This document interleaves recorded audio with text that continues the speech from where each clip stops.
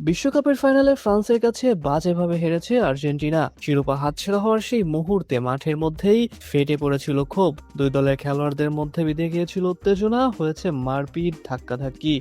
এদিকে এই হারের ধাক্কা মাঠেই থেমে থাকেনি। আর্জেন্টিনার রাজধানী বুয়েনোস আইরিসের রাস্তায় নেমে এসেছিল বিক্ষুব্ধ সমর্থকদের ঢল। ক্ষোভে দুঃখে রাজধানীর বিভিন্ন এলাকা পরিণত হয়েছিল রণক্ষেত্রে। পুলিশের কাঁদানে গ্যাস আর জল কামান ছুটতে হয়েছিল দাঙ্গাকারীদের ছত্রভঙ্গ করার জন্য।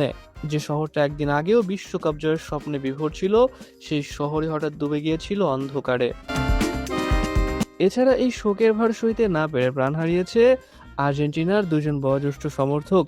এদিকে মেসিদের হারে এই শোক এসে পৌঁছেছে হাজার মাইল দূরে বাংলাদেশের মাটিতেও। সাতক্ষীরার রসুলপুর এলাকায় মফিজুর রহমান, যাকে সবাই আদর করে ডাকতেন লালটু নামে, বয়স ছিল মাত্র ৩৫।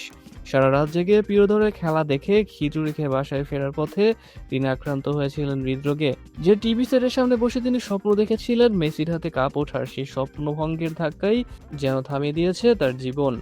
এদিকে বিশ্বকাপ জিততে না পারা আর স্ত্রীর সাথে খেলা দেখা নিয়ে মনোমালিন্যের জেরে আরো একজন করেছে আত্মহত্যা।